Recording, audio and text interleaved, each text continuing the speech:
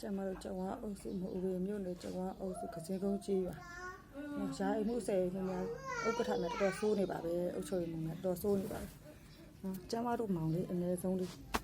လက်ကလည်းမတန်ဘူးမျက်စိကလည်းစောင်းတယ်အဲ့ဒါကိုမဲပေါက်ပါတယ်ဆိုပြီးလာခေါ်သွားတယ်ရှားအိမ်မှုဆယ်မှုနော်အုပ်ချုပ်ရေးမှုနော်လက်ပံကောင်ကရေးတယောက်နဲ့လာခေါ်သွားတယ်အမေတို့ကလုံးအားတွေဘာမှမပြောတတ်ဘူးအမေဆို80ကျော်ပြီအဖေဆို80ဝန်းကျင်ဖြစ်နေပြီနော်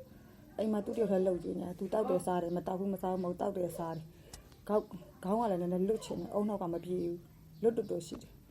အဲ့ဒါကိုလာခေါ်ပြီးထည့်လိုက်တယ်စစ်မှုတယ်စမက်ကလှုပ်ပြီးတယ်စမက်ကမရှိဘူးမှတ်ပုံတွေမရှိဘူးမှတ်ပုံတွေဇာဝကလုံးမှာလိုက်လှုပ်ပြီးလိုက်တယ်လာဝကယုံနော်တကောင်စင်းမရှိဘူးတကောင်စင်းလိုက်လှုပ်ပြီးလိုက်တယ်နော်သူတို့ဖတ်သူအကုန်ကြခံပြီးလိုက်လှုပ်ပြီးနော်ကျမတို့ရွာရာအိမ်မှုမောင်ကြီးစိတ်တော်တော်ဆူဆူအုပ်ချုပ်ရေးမှုမောင်းတော်တော်ဆူဆူဆယ်အိမ်မှုလေးတွေကပေါ့ဆယ်အိမ်မှုလေးတွေကပါအစနော်တအိမ်ကို4000တောင်းတယ်သူတို့ဖတ်ကိုခွဲစားတယ်နော်တအိမ်ကိုတစ်လောက်4000ထည့်နေရ2ယောက်ဆို8000ထည့်ရတယ်နော်အဲ့ဒီထည့်နေကြတဲ့ကလာခေါ်ရတာကျမအမေဆိုဈေးရောင်းပြီးတစ်လက်တစ်ခါပေးနေရတာ4000ပတ်စံမရှိဘူးကျမတို့စင်းရဲတယ်ကျမအမေတွေပတ်စံမတရားစင်းရဲဈေးရောင်းပြီးစားနေရတာ80ကျော်80အဲ့ဈေးရောင်းတဲ့အထက်ကတစ်လက်4000ပေးနေရတဲ့အထက်ကအဲ့လိုလာလောက်သွားတယ်စဉ်းစားကြည့်ပါဝင်းလာကွန်းနေရမြကျင်တာဝင်းလာတူဆိုစစ်ပြေး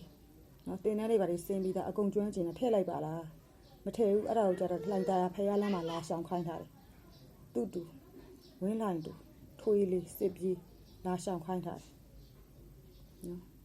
လူတွေကမတရားလားတရားလားစဉ်းစားကြည့်ကျမတို့ရွာပညာတတ်လည်းမရှိဘူးရွာလည်းနောက်တော့ခေါင်လုံးအားကြီးတယ်သူတို့လှုပ်ချင်သူတို့လှုပ်နေကြ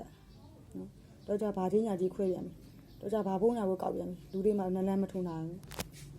ကုံစိမ်းလုံးကြီးကြီးရတဲ့ထဲထဲမှာသူတို့လှုပ်ချင်သူတို့လှုပ်သူတို့တွေကတော့ချမ်းသာတာပေါ့အကြီးရခိုင်နေဖြစ်ပြီနော်စားကြတောက်ကြသူတို့ကတော့လှိုင်းပေါ့